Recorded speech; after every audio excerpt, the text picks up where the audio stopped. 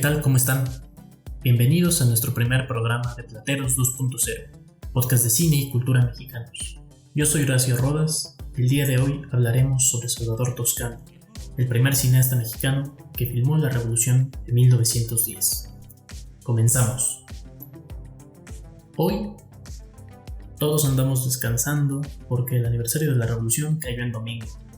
Buena, la hicimos, o la hicieron algunos, pues seguramente pueden quedarse a ver el Mundial de Qatar. El día de ayer, aparte de un desfile por la conmemoración revolucionaria, pero en general yo diría que toda la algarabía que pudo tener fue opacada por el Mundial. Bueno, otra de las grandes pasiones y vicios de nuestro México. ¿Qué le vamos a hacer? ¿De qué se habla cuando nos referimos a la revolución? Muchas veces se menciona sin siquiera saber de lo que estamos hablando. Si acaso sabemos que algunas avenidas se llaman así, o algunos monumentos, como el de la Tabacalera, por ejemplo. Pero más allá de eso, muchos toman a la revolución con tal convicción que sorprende, lo cual a algunos nos parecería verdaderamente hilarante. Todo mexicano ha padecido su historia, y quienes no la hemos padecido durante los eventos críticos porque la cigüeña no nos había encargado, bien hemos pasado por los libros de texto gratuitos, que solitos se encargan de hacer que la historia siga siendo un padecimiento, una penitencia o una expiación durante las clases de historia que cada vez quizás tienen menos cabida en nuestro sistema educativo. Pero bueno, en los libros quizás no, pero en esta era, la era audiovisual, siempre es bonito tener una peli que ver, ¿o no?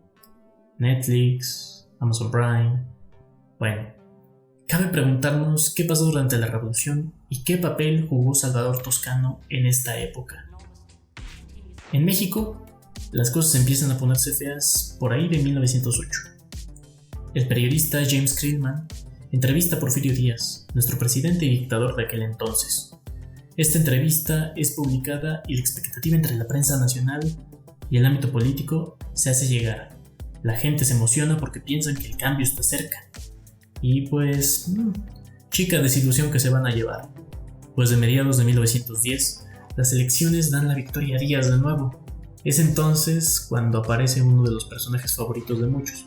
Personalmente mío no, pero bueno, de muchos otros sí.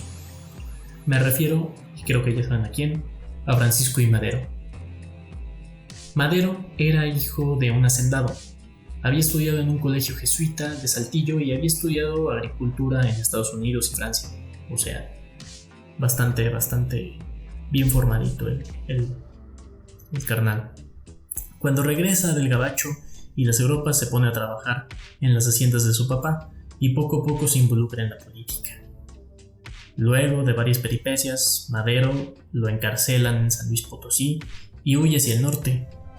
Y Madero ahí es cuando escribe el plan de San Luis Potosí, cuando había huido a San Antonio, Texas.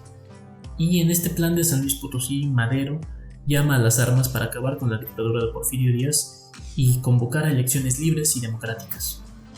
Sucede que luego de unos cuantos meses, a finales de año, Madero se reúne con Pascual Orozco y Francisco Villa, que ya sabemos, para toda la banda ya sabemos es Pancho Villa.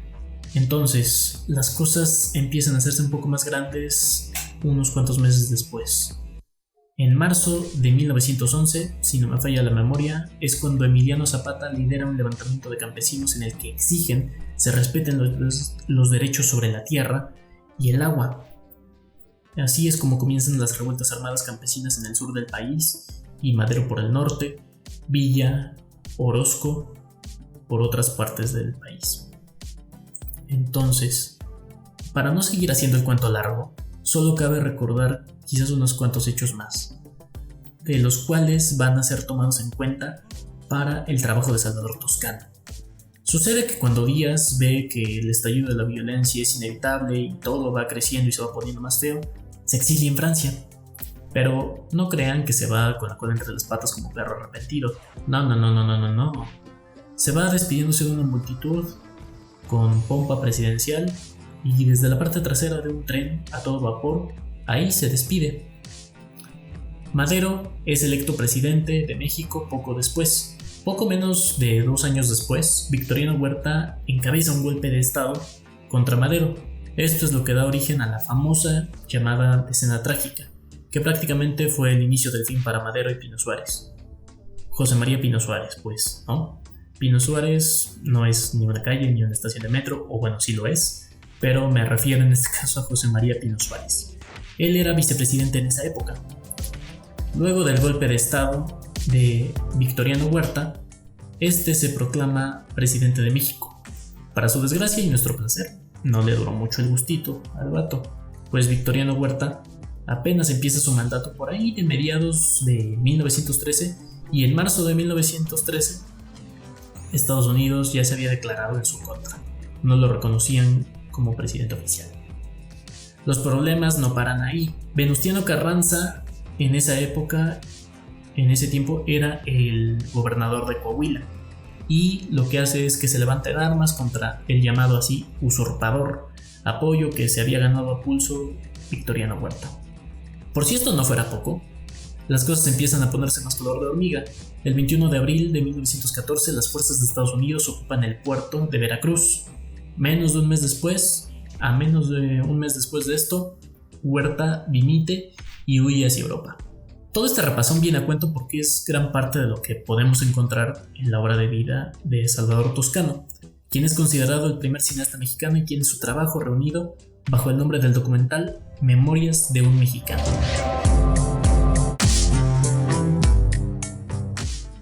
¿Quién fue Salvador Toscano? Bueno, pues Salvador Toscano nace el 22 de marzo de 1872 en Guadalajara, Jalisco. Se queda huérfano de padre a una temprana edad y luego de esto se muda con su madre y su hermano a Zapotlán el Grande, también en Jalisco. Su etapa de estudiante se la pasa en el Seminario Conciliar y luego de esto se gradúa en 1897 como ingeniero topógrafo e hidrógrafo de la Escuela Nacional de Ingenieros en la Ciudad de México. En esta época, el estudiante Toscano lee un artículo en la revista científica francesa La Nature. Ustedes disculparán mi francés. El caso es que esta revista relata la proeza técnica de ese entonces el cinematógrafo de los Lumière, el cual era un aparatito que en esa época era la gran innovación tecnológica porque permitía tanto proyectar películas como realizarlas. Y es el caso que nuestro joven Salvador Toscano, en ese momento, un joven de 25 años, no se resiste a la tentación y decide comprar uno de esos aparatos, en 1897. Salvador inicia sus proyecciones de películas de los entonces taquillazos del momento, que ahora ya todos sabemos que con el paso del tiempo, se volvieron clásicos. Empieza sus proyecciones con películas como Asalto y robo de un tren de Edwin Sporter o Viaje a la Luna de Georges Méliès, que a su vez está basada en la obra de Julio Verne. Pero bueno, en ese entonces Toscano se dedica a proyectar esos grandes taquillazos. Aunado a esto, Salvador Toscano, como joven inquieto que es, se decide empezar a filmar y producir sus propias películas, con lo cual hace varias capturas de la vida cotidiana, escenas de la calle, las plazas, los parques, la gente y distintas partes de la ciudad con un estilo documental. Posteriormente, Salvador logra filmar una versión de Don Juan Tenorio, que es protagonizada por el actor Paco Gavilanes. Lamentablemente no he tenido tiempo de verla, pero bueno, se las debo por el momento.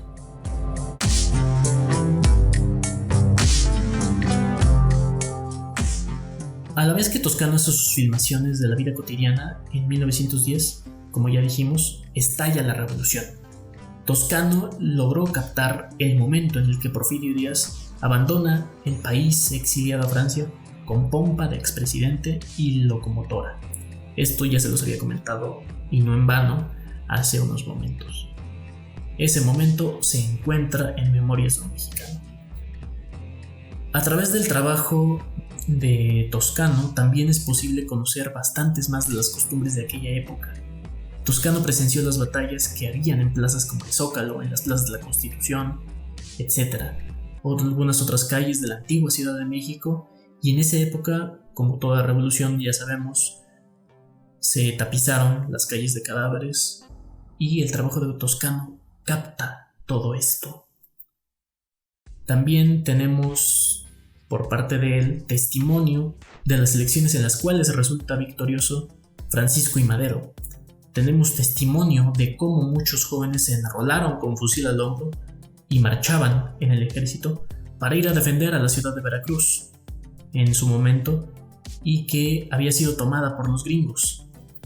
A última hora, Huerta, como comandante supremo de las Fuerzas Armadas, les termina diciendo que nanay, que mejor no vayan a combatir a los gringos, que mejor vayan a combatir a los revolucionarios, sus paisanos, sus compatriotas revolucionarios que están haciendo mucho alboroto, y pues les sale mal.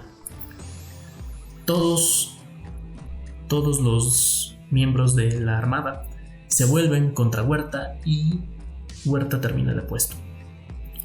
Esa unión que capta Toscano, la unión de los militares durante la revolución y de los jóvenes que eran reclutados o que se unían voluntariamente, la verdad que yo no la he visto más que en los sismos del 85 y del 17, o en otros partidos de fútbol con toda la fanaticada. En varias tomas de Toscano vemos cómo muchos jóvenes se deciden a enlistarse para el movimiento revolucionario, van amontonados en los trenes que iban a la capital, amontonados hasta en los techos de los trenes para llegar hasta la capital, ahí van todos trepados. Bueno, son tomas para mí verdaderamente notables, si pueden verlas, si no me creen. Ya hacia el final del documental, Toscano nos muestra muchas cosas, entre ellas el lecho mortuorio de Pancho Villa, Carranza viendo pasar sus tropas en Veracruz, el banquete presidencial también de Álvaro Obregón y su visita a la tumba del expresidente Madero. Y es de esta manera en sí como concluye la revolución, y así también la película Memorias de un Mexicano. El legado de Salvador Toscano, pues, ha sido preservado y ha tomado forma gracias a su hija Carmen Toscano y su fundación del mismo nombre, Carmen Toscano. De esta manera, Memorias de un Mexicano se convierte en el trabajo de edición de Carmen Toscano, la hija de Salvador Toscano, y ella es quien recopila lo que, si no me equivoco, fueron más de 50,000 metros de película. Y con esto crea el documental Memorias de un Mexicano, que sale en el año de 1950. Hoy en día forma parte del Archivo Histórico Cinematográfico, el Archivo Toscano México. Fue declarada Monumento Histórico de México en 1967 por el INAH. La medalla Salvador Toscano ahora también es otorgada anualmente desde 1980. Desde 1983, la Cineteca, en conjunto con la Fundación Toscano, otorga este reconocimiento año con año a la gente que ha contribuido de manera notable al cine nacional, al cine mexicano.